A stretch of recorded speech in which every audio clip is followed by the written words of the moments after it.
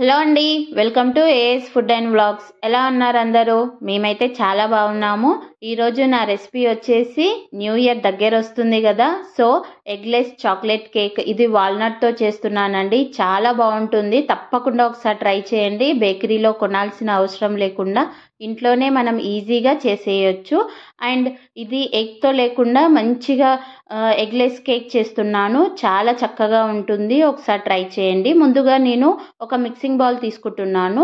ఆ మిక్సింగ్ బౌల్లో 1 cup curd add చేస్తున్నాను. పుల్లది కాదండి, నార్మల్ కర్డ్ తీసుకోవాలి.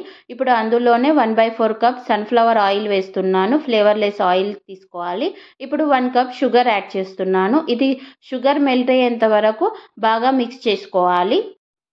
ఇలా విస్కర్తోనైనా మిక్స్ చేసుకోవాలి, లేకపోతే మీరు మిక్సీలో అయినా వేసి ఒక 2 మినిట్స్ గ్రైండ్ చేసినా సరిపోతుంది.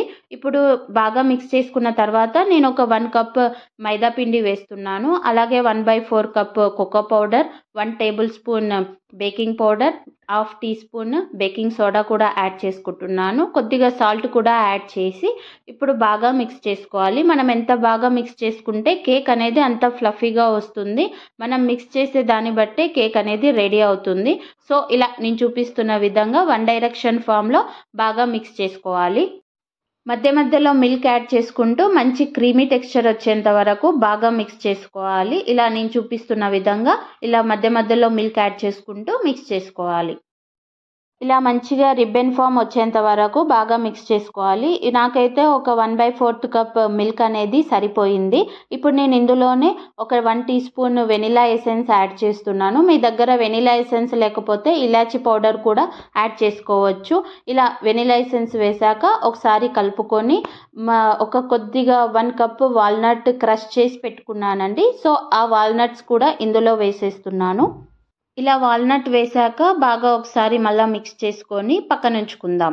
మందంగా ఉన్న ఒక బౌల్ తీసుకుంటున్నాను. నేను అల్యూమినియం బౌల్ తీసుకుంటున్నానండి. స్టీల్ బౌల్ తీసుకోవద్దు, ఎందుకంటే మాడిపోతుంది. ఇలా బౌల్ తీసుకుని అందులో నేను కొద్దిగా ఆయిల్ అప్లై చేసుకొని బటర్ పేపర్ ప్లేస్ చేస్తున్నాను. మీ దగ్గర బటర్ పేపర్ లేకపోతే కొద్దిగా మైదా పిండి ఇట్లా డస్ట్ చేసుకుంటే సరిపోతుంది.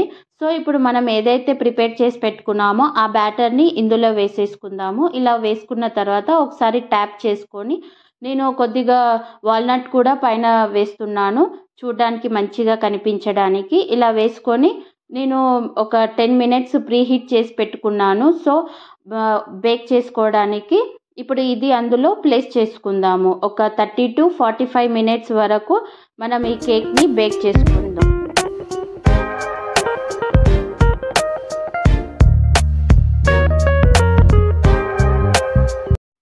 40 మినిట్స్ తర్వాత కేక్ ఎలా ఉందో చూస్తున్నానండి. ఇప్పుడు ఒక చిన్న నైఫ్ తీసుకొని మనం మధ్యలో ప్రిక్ చేస్తే మనకి కేక్ అనేది బేక్ అయిందో లేదో తెలిసిపోతుంది. సో కేక్ అనేది బేక్ అయిపోయింది, చాలా బాగా కుదిరింది. సో ఇది బాగా ఒక చల్లగా అయిపోయిన తర్వాత దీన్ని డిమోల్డ్ చేసుకుందాము. ఇప్పుడు పూర్తిగా చల్లారిపోయింది. నేను ఇలా నైఫ్తో ఒకసారి ఇలా తీసుకుంటే మనకి కేక్ అనేది ఈజీగా వచ్చేస్తుంది. ఇలా ప్లేట్ దానిపైన పెట్టుకొని ఇట్లా డిమోల్డ్ చేసుకుంటే కేక్ అనేది ఈజీగా పడిపోతుంది. ఒక 2-3 టైమ్స్ ఇలా ట్యాప్ చేసామంటే మన కేక్ అనేది ఈజీగా కింద వచ్చేస్తుంది. చూడండి ఎంత బాగా ఉందో.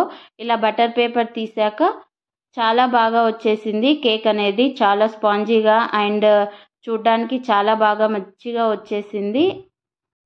ఈ న్యూ ఇయర్కి ఇంట్లోనే ఈజీగా కేక్ తయారు చేసుకోవచ్చు అండ్ చాలా ఈజీగా చాలా టేస్టీగా ఉంటుంది. ఒకసారి తప్పకుండా ట్రై చేయండి. అంతేనండి ఈ వీడియో మీకు నచ్చింది అనుకుంటున్నాను. ప్లీజ్ ఈ వీడియో మీకు నచ్చిందైతే please subscribe to my channel and like చేయండి, షేర్ చేయండి అండ్ ఈ పక్కన బెల్ ఐకాన్ కూడా ప్రెస్ చేయండి. నేను ఏ వీడియోస్ చేస్తానో అన్నీ మీకు నోటిఫికేషన్ అనేది వచ్చేస్తుంది. అండ్ నెక్స్ట్ ఇంకొక వీడియోలో కలుస్తాను. బాయ్ అండి. Thanks for watching.